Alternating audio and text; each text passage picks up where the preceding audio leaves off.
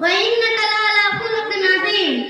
صدر وقار، مشفق مربی اساتذہ اکرام، حکم صاحبان، دور دراز سے تشریف فرما مہمانان اکرام اور میرے دینی و ملی بھائیوں اور بہنوں اور معزز سامعین و سامعات، آج کی سالانہ تقابلی بحث میں میری تقریر کا عنوان ہے حسن اخلاق.